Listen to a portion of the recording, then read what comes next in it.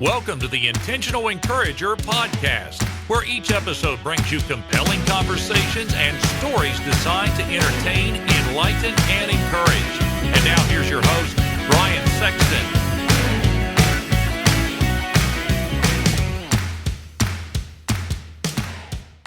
And welcome into the Intentional Encourager podcast. I'm your host, Brian Sexton. Thank you so much for joining us again today.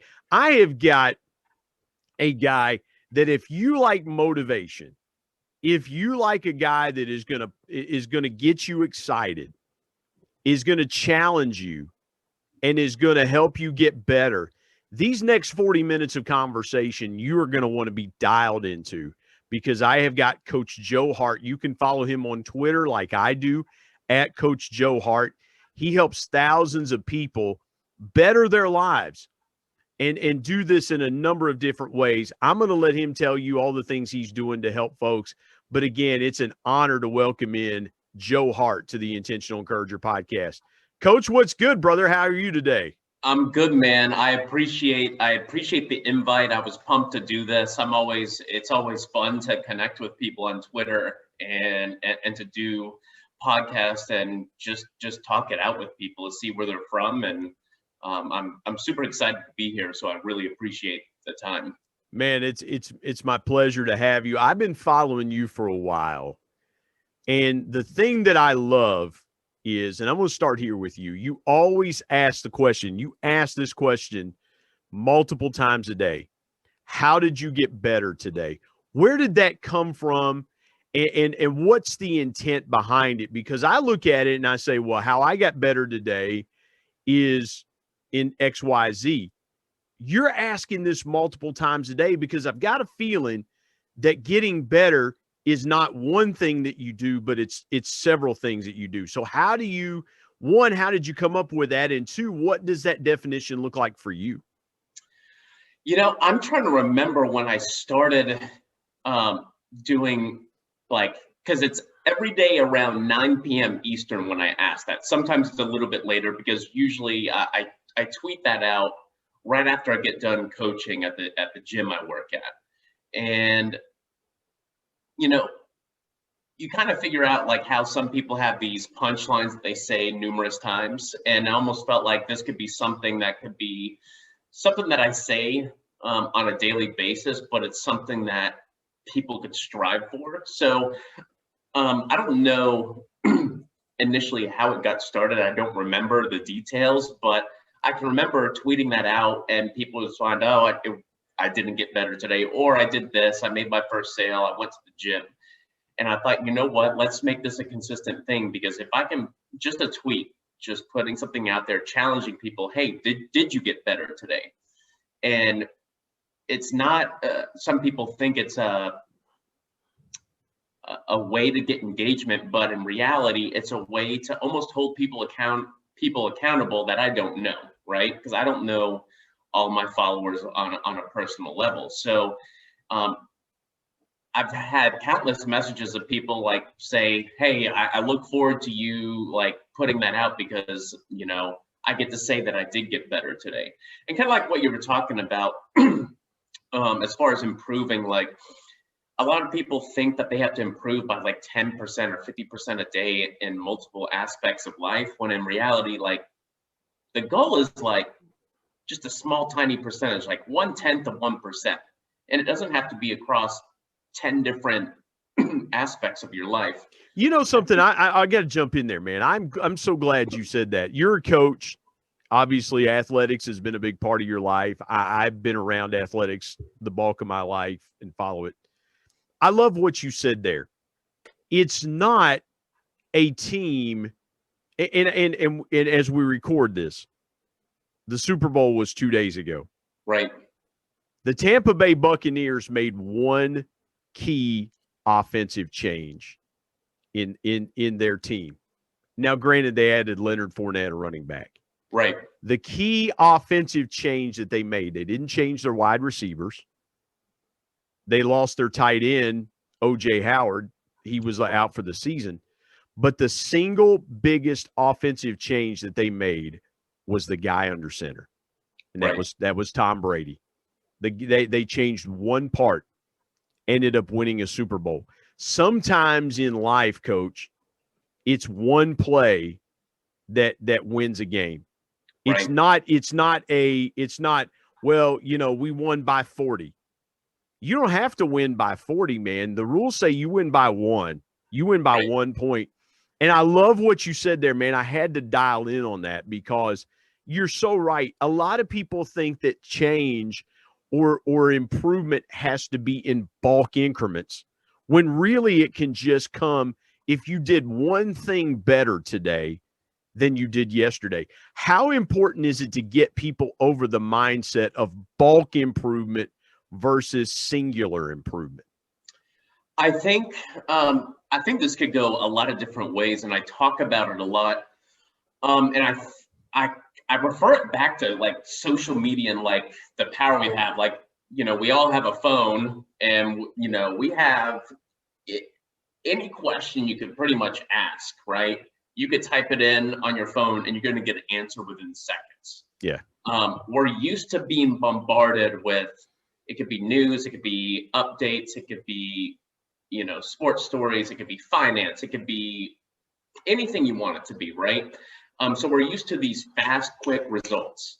And so because we can look up if our team won, what the weather's going to be, what the stock market looks like, and what's trending on Twitter in a matter of 2 minutes, we're used to this fast-paced technology that we have access to. And so when people go about like improving their overall life, they're used to this fast-paced environment that they think that these changes should be fast-paced and they should happen overnight. And I always say, like, people overestimate what they can do in a week or a month, but they end up underestimating what they can do in a year. And so, like, a year sounds like a long time to people, but as you get older, I mean, the years fly by even faster. And, my main focus is, I think the comparison of yourself to who you were in the past is the only comparison you should make. I don't compare myself to other people. When I did do this, I found myself discouraged, disappointed in what I was doing. And this is not too long ago. This is 3 or 4 years ago. I was comparing myself to people I graduated college with, my friends from high school. What were they doing? They were running this business. They got this promotion. They were having kids. They were married. And it was an easy outlet to become down on myself. When in reality, all it took was for me to take a look at the mirror and say, you know what? No more comparisons to them. I care about them and I care about other people, but I'm going to focus on me, because if I focus on me and I can change my life, then I can effectively help other people potentially change their life if they want to. Because if you're unhappy, you can't really make other people happy. That's exactly right, man. I love that you said that, because I always tell people, I say, look, encouragement is something you're going to give a ton of and not get a ton back. And Right. so it's counterintuitive, coach, to what people to your point about being bombarded with fast, quick results. It's counterintuitive to that. And here's something else that I say: you cannot encourage or coach or motivate anybody else unless you're encouraged and coached and motivated yourself. It has to start inwardly before it starts outwardly. What do you think is the number one, though, when you coach clients? What is the number one detriment that stands in their way from going from where they are and just taking one step toward where they want to be and improving themselves? What's the one thing that stands in people's way? I'm going to go with like the comparison to, well, I would say when people first start, right? They say, oh, I did this, but so-and-so did this. And so what they're doing is they're comparing their day one to like someone's year 5. Yeah. And they haven't gone through the process.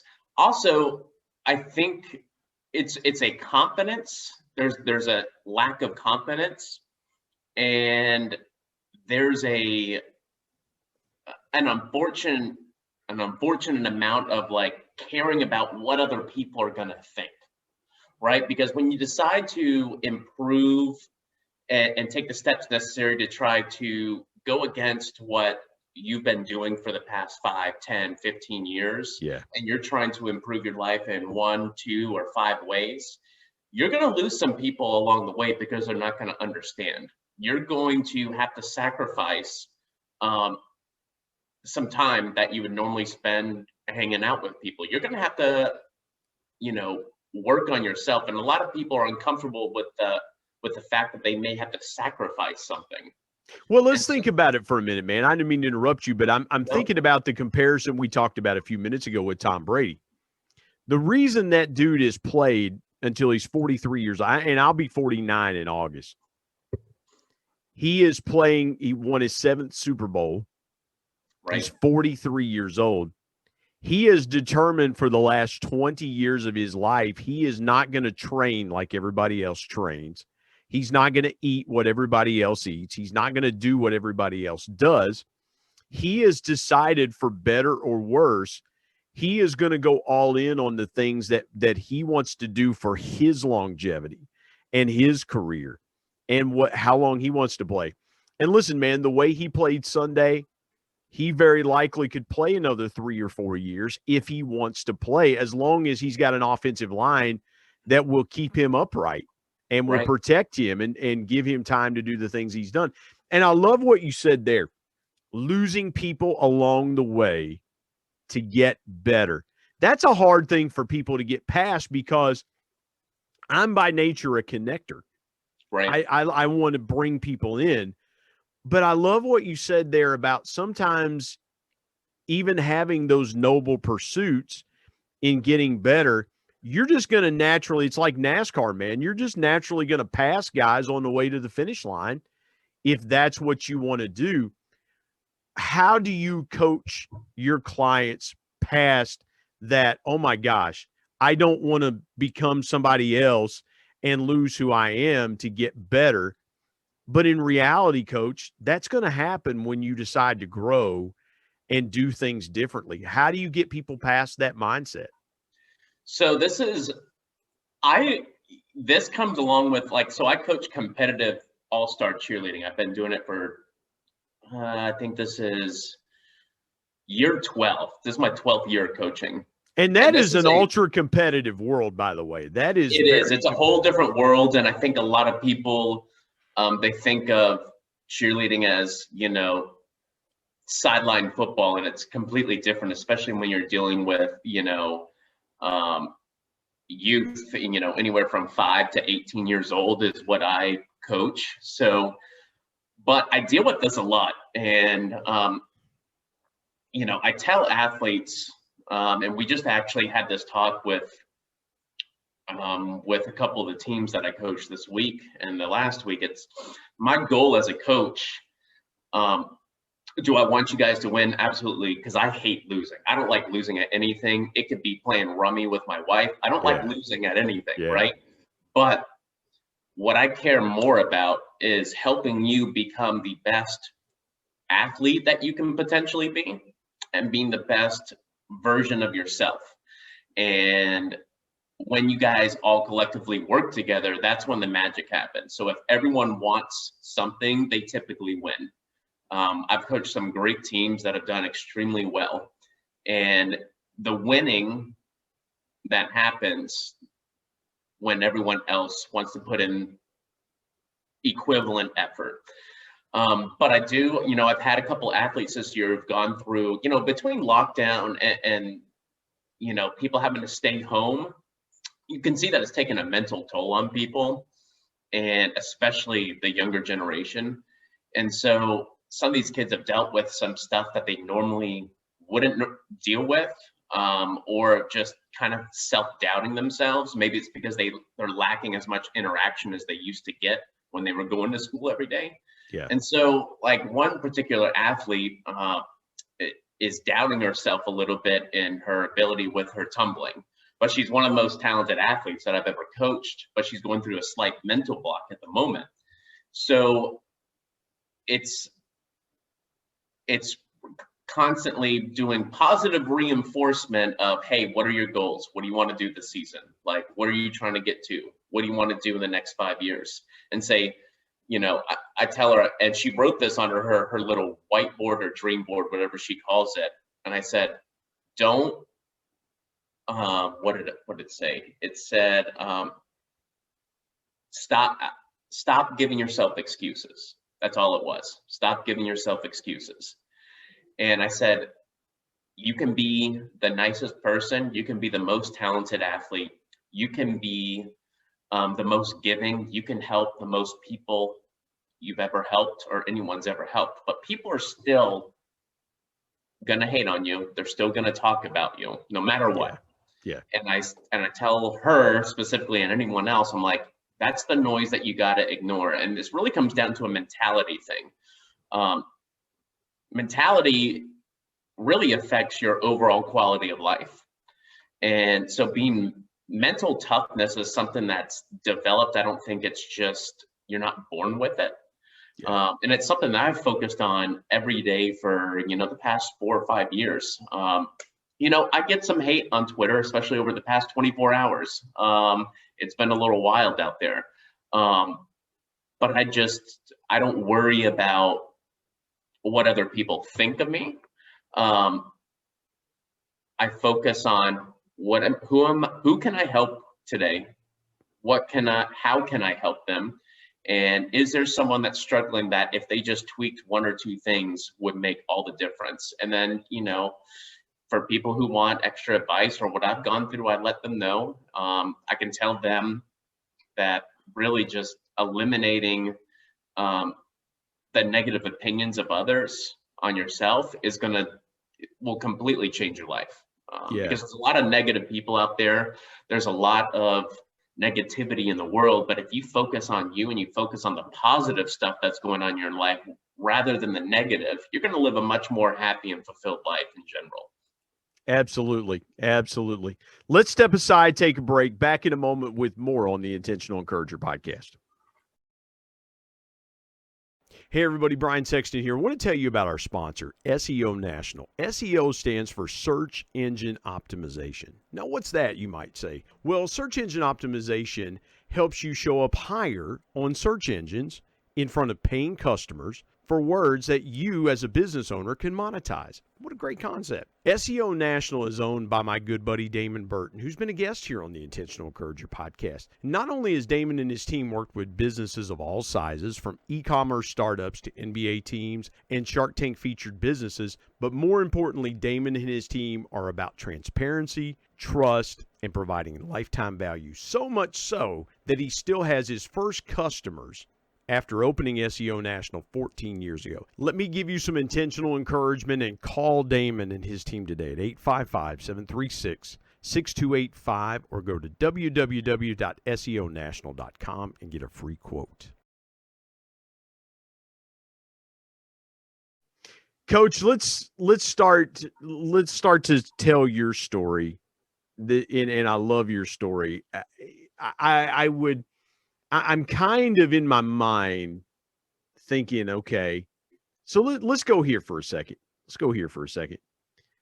You have helped transform a lot of people's lives. And if you want to hold this back until you tell your story, the things you've gone through in your life, perfectly fine. I'd be remiss if I didn't ask you what you're doing now as far as not only working with competitive cheerleaders, but you're also coaching people to be their own entrepreneurs in what you're doing with the art of flipping. And I got to tell you, this things that I've seen on social media are just astounding, the things you're helping people do. How did you get into that, first of all? But second of all, was there an unintended benefit that came from it that you said, man, I had no idea this was going to come from what I'm doing and teaching people how to flip? Yeah, so I started flipping stuff 3 or 4 years ago.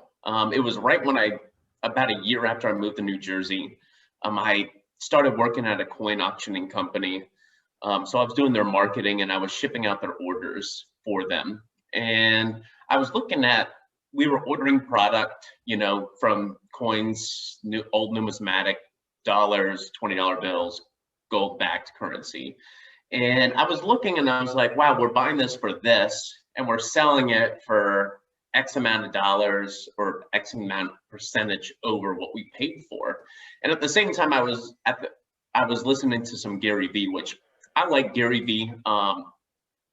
He's motivating. He's got a hustler mentality, but I think most people can't hustle like him. So, but at the time, it was like what I was listening to while I was working, so it passed the time. And he was talking about flipping stuff. Like, well, listen, you talked about you talked about, and man, I'm sorry to jump in there, but this, you hit on something there. You were talking just a couple minutes ago about having that mindset, right? About stopping making excuses. And Gary Vee, the thing about Gary Vee is, man, his mind is constantly iterating. His mind is constantly saying, people tell me I can't do this. Let me see if I can figure out a better way to do it. Right. As you were going through that process in your mind, what were you thinking about? Like, was it almost like a revelation to you? Like, man, this could change my life if I could figure out a way to do this to that level. Right. So like with my job, I was, getting paid per hour. And I was like, okay, well, I have enough money right now to pay some bills, but like I have this debt. So I need to increase my income, but I was already working there full time and coaching. So between 65 to 70 hours a week, I didn't want to put in more hours per se for someone else. So Gary Vee was talking about like just buying coffee mugs from garage sales and flipping them. And I thought, man, I could do that. Like I could go on a Saturday morning before I go coach, hit a couple of yard sales. If I find anything, great. If I don't, it is what it is. So I started doing that. I started picking up stuff from yard sales, thrift stores, garage sales. And there's something, you got to experience it. There's something like paying like a quarter or a dollar for something and selling it for 20 bucks online, that it's just a weird phenomenon that is a cool feeling. And so I started doing that. And so what I started doing was using the money that I was making from flipping to help pay off my debt. And I ended up doing that in about, I was about $8,000 in debt. And I think I ended up doing that, paying all of it off in about 4 months. So that's when I started thinking, and I was on Twitter, I thought, I wonder if other people would be interested in this. So I ended up running a poll one day and saying, if I created something, how I'm making money from flipping, would people be interested? And 80% of people said yes. And I thought, wow, I'll just create it. I don't know what I'm doing, but I'm going to try it. Yeah. And so I created the Art of Flipping. I released it January 24th of 2019. I'll never forget it because that's the first day I made my first online sale with an e-product. And when that sale came through, I thought, wow, this is crazy. Like someone off the internet who has no idea who I am, never met me in person, bought this off me. And it's funny, that person is actually one of my moderators now for my reseller group, but we'll get back to that. Yeah. So it's, that's how it started. And I, continued to flip, showed people what I was flipping from different estate sales, garage sales. And then last year, the pandemic, hit, things started getting shut down. And I started to pick up on things at retail stores that were selling for decent money. And I thought, you know what?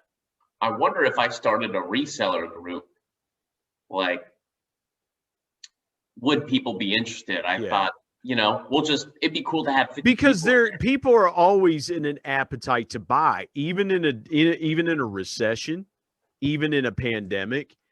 People are always having the appetite to buy, because the thing of it is, Coach, is that people were still buying products from retail outlets. In a lot of cases, they just either weren't able to go or were gun shy about going because, of being around large crowds. And I think retailers, and we saw this at the mall that I live about 6 minutes away from a mall. I walked through the other night with my wife, and that mall's been open for 40 years. Mm-hmm. I've never seen the amount of open retail space in that mall that exists right now, because people are just shifting their priorities to buying online. They're still buying things. To your point, man, they're still buying. When you were I got to go here for just a minute.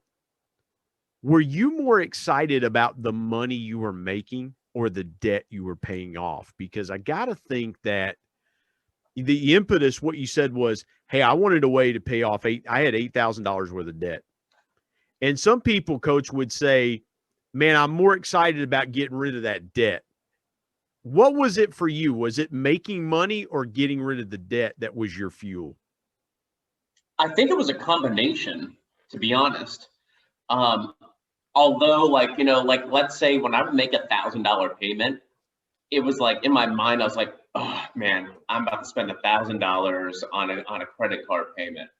But at the same time, you got this kind of high when you make that payment and the next day you see that your balance goes down by 1,000 and you're like, okay, well, I just need to do this 7 more times, right? And so it was a combination of both. It was like, okay, I'm making money like just buying stuff that people have no idea what they have, and I'm paying off my debt. So if I can get to debt free, then I can focus on like spending a little bit more time on this. And then I can start teaching people, whoever wants to learn, how to do the same thing. And so that's what happened with the reseller group, PFP, which is Products for Profit. We started it at the end of March of last year. And I had a goal of having 50 to 100 people. Like, I thought it'd be cool to have 50 or 100 people in it. And it grew extremely fast. We're about 10 months in, and we're at about 1,300 members now. And see, what you're doing, man, is you're giving people intentional encouragement. You're giving people hope. You're fueling them to say, hey, look, you can, if you want to keep working your full-time job, God love you. Yep. If you want to do this and you want to take it to the next level, take me to that moment. I have to assume that it did well enough for you that you were able to leave the coin auction company that you were with. What was that moment like for you when you quit your real job and decided, man, it's time to take this all in? What was that moment like for you, Coach? Now I can say, so I got let go of that job back in, that was May of 2019. So this is almost a year before like the reseller group started. Business wasn't going well for them at the time. They were having some back-end issues, and I knew that I was technically their highest paid employee just because I had been there for a decent amount of time and I showed up consistently. And I went in on a Friday to start my normal work of shipping out orders and doing email marketing for the weekend auction. And one of the owners pulled me aside and said, hey, just business isn't good. We have to let you go. And I was already actually planning on leaving later on that summer, but I said, okay. And she asked me if I was going to be all right. And I said, yes, ma'am. Good luck with everything. And I left. And it was one of the most happy days of my life. And it sounds crazy, but it felt like for the first time in a while, I had control of like, okay, well, this is a little nerve wracking, but like now I have time to do, I can spend more time doing what I enjoy on the side, like flipping stuff and, scouring Facebook Marketplace and going to these thrift stores. I was excited. I jammed out in my car on the way home. My wife was freaked out. She was like, how are we going to pay bills? I was like, we already make enough. I make enough on social media right now to where we break even. So everything else is just gravy. So It was a little nerve-wracking, but it was one of the best days of my life. And from that point on, it changed. And before, there's nothing wrong with working a 9-to-5 job. I worked many. It just me, I get bored easy. I would be at a job 9-to-5 for a couple of years and think, I got to try something new, and I move on to something else.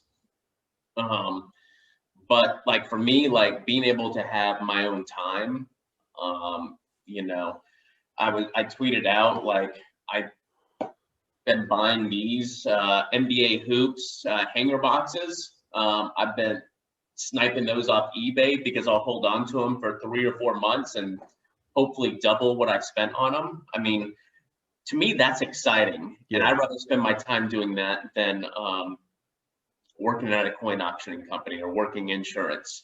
But to each their own.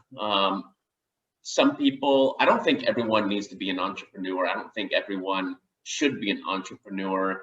And it's hard to consider myself that because I don't really think that way. I think of just as a person who wanted to change my own life. So I just went after it.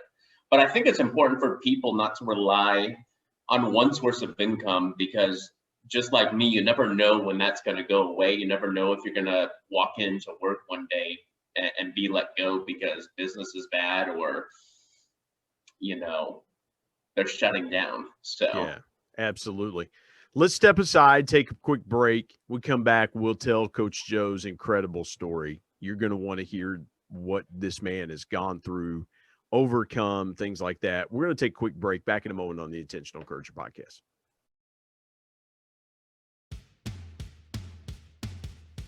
Hey, everybody, Brian Sexton. I want you to go check out my new book, People Buy From People, 10 Powerful People Lessons from the Ultimate People Person, my dad. My dad was the ultimate connector and the ultimate intentional encourager. And he shared with me 10 connecting lessons that I'm going to share with you in this book, interwoven with stories and personal anecdotes that will help you really see what connecting is truly all about. If you want to be a more powerful, stronger, deeper connector, whether you're in ministry or leadership or sales, you own a business, whatever you want to do that connects you with people and you want to connect with them stronger, deeper, and more powerfully, People Buy From People is for you. I want you to go to Amazon.com and search People Buy From People, Brian Sexton, and it's available in paperback and Kindle, and coming soon, excited about this, coming soon to Audible. Thank you in advance for picking up a copy of People Buy From People. And now let's get back to a great conversation here on the Intentional Encourager podcast.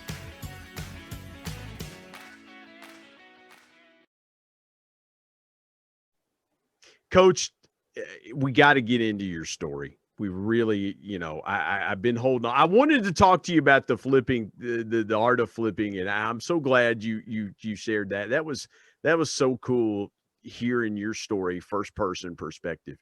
Take me as far back as you want to take me from point A to point B, and you know, just talk about your life story, some of the things you've overcome and things like that.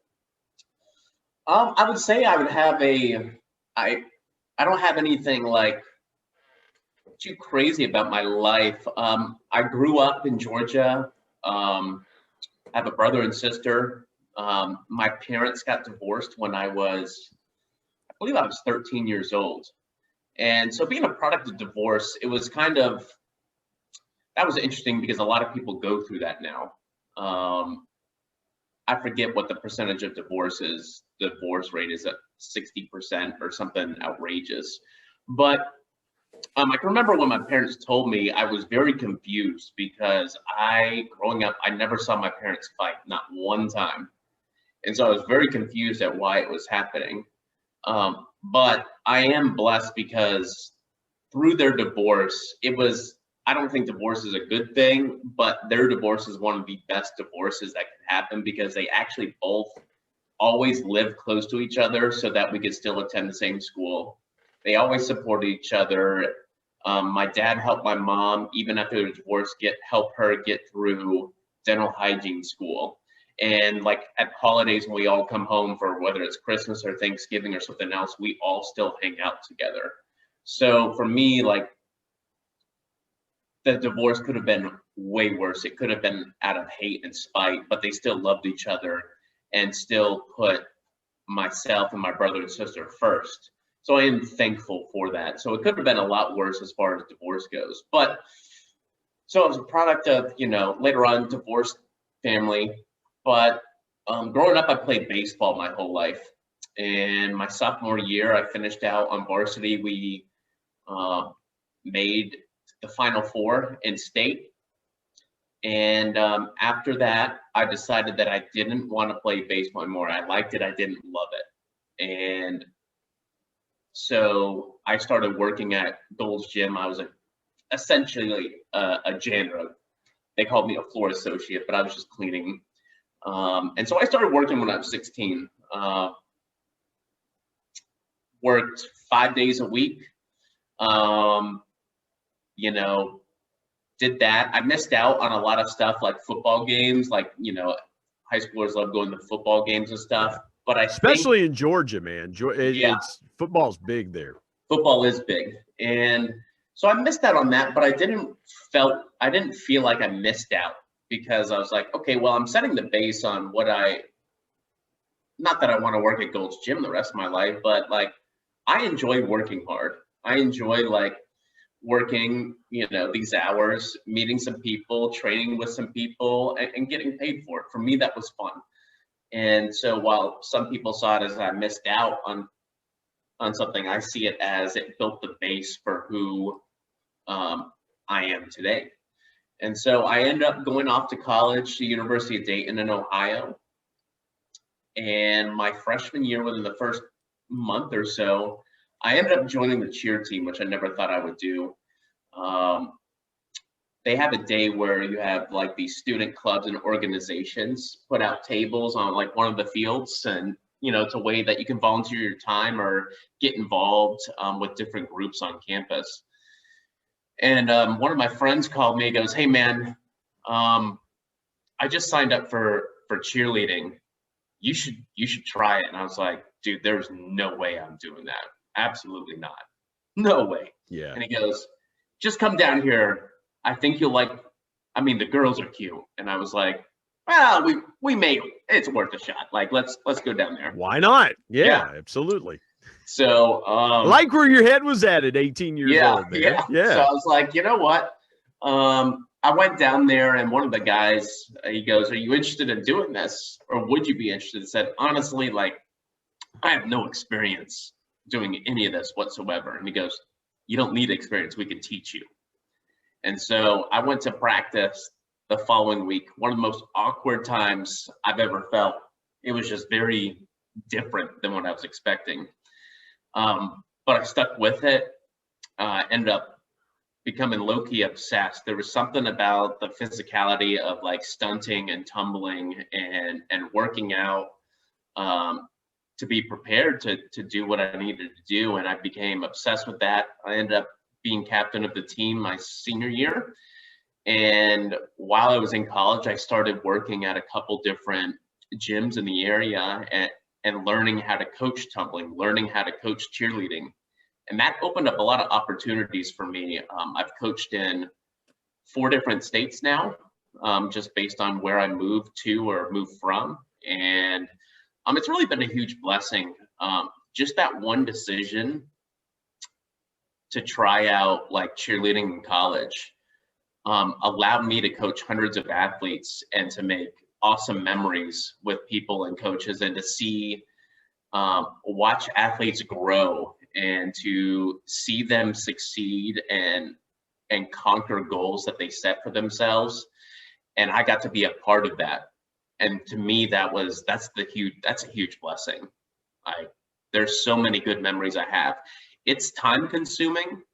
It's frustrating. Yeah. I have to yell on occasion, test my patience, but I wouldn't trade it for anything. We would say, and I don't know if you can do this with a young lady, but we would say, and I've worked around, keeping book and being active around when my son was in high school, his basketball team. In fact, I'm rocking their logo shirt, but we would call it getting in a kid's shorts down here in West Virginia. You got to get into kids' shorts.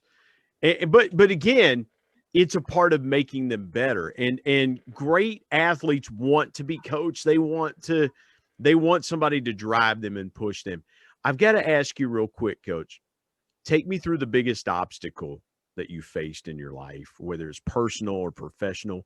What was the biggest lesson that you learned from it?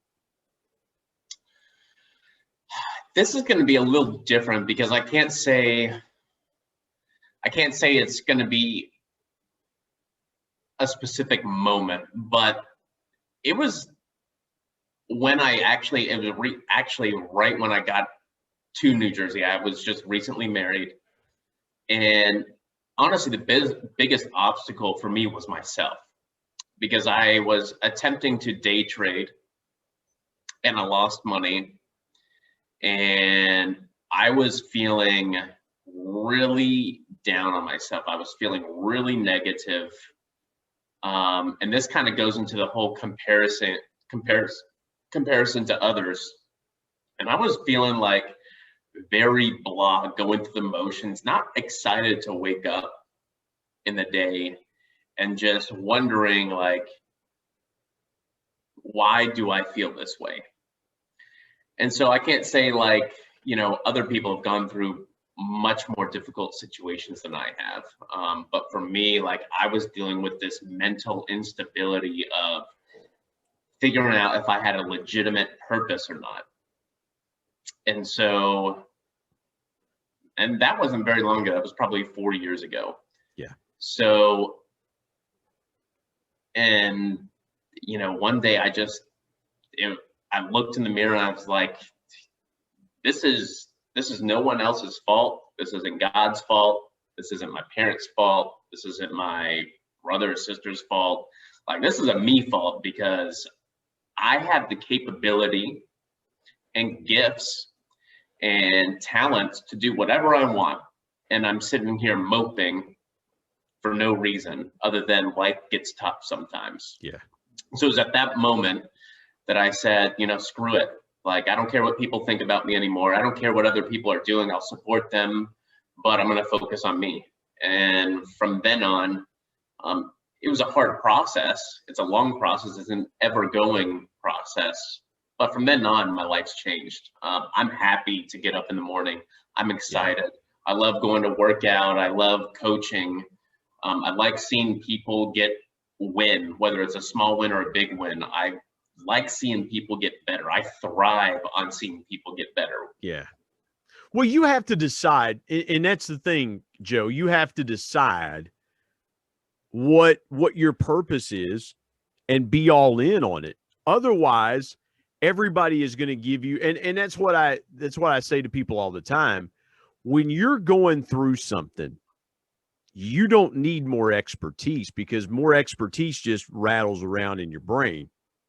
But encouragement actually opens your mind, and you go, yeah, that's possible. Right. That gives me something to strive for. So in that vein, share with the folks your biggest piece of intentional encouragement. Honestly, whatever you're trying to accomplish, whatever you're trying to do, or whatever you envision your life, I would just tell anyone, just start and figure out the pieces along the way. People are so scared to fail, or so nervous about what other people are going to think if they fail, that they never start at all, which in itself is failing. And so just start. Obstacles were meant to be overcome. They're not meant to hold you back. So just start. And when something comes along that's going to be a bump in the road, ask for help if you need it.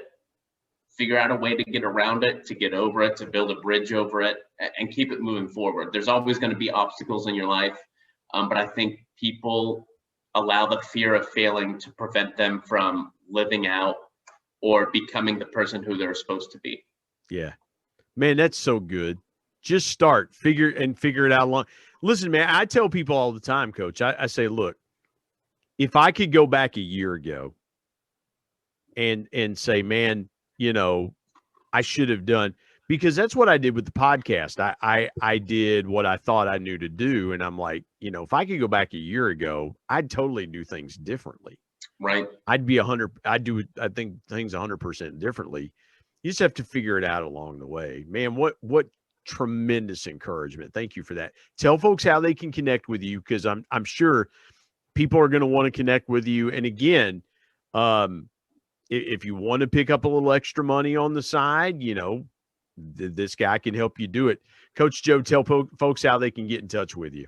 Yeah, my main platform that I'm on is Twitter, so that's at the Coach Joe, I believe. Let me double check that and make sure. Yeah, I needed to pull that one up myself. All right. I'm sorry. It's at Coach Joe Hart. I'm also on Instagram, and that is _Coach_Joe. And then I also have an email list that I send an occasional email to. That's in my bio on Twitter. But those are my two main platforms. But Twitter is the one I'm most active on.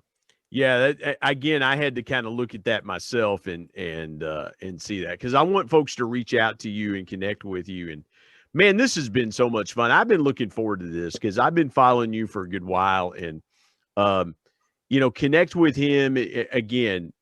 If you want to do something a little bit different, I bought The Art of Flipping, and he retired it back in December, and I was like, I got to get this before he retired it. So I have gotten this before he retired it. But reach out to him if you want to get involved and do some of that.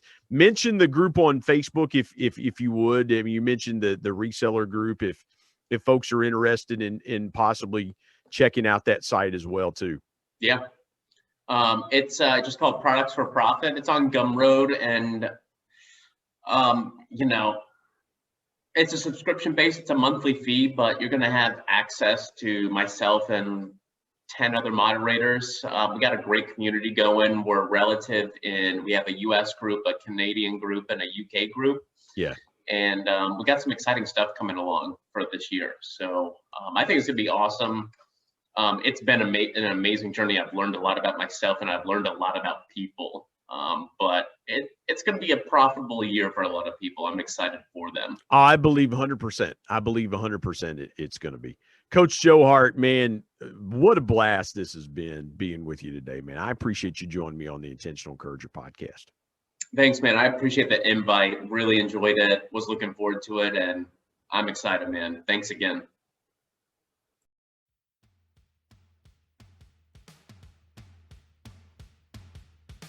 My thanks as always to producer Bryce Sexton and technical advisor Matt Means. And of course, the ultimate thanks goes to the Lord Jesus Christ, who provides intentional encouragement every day through his word.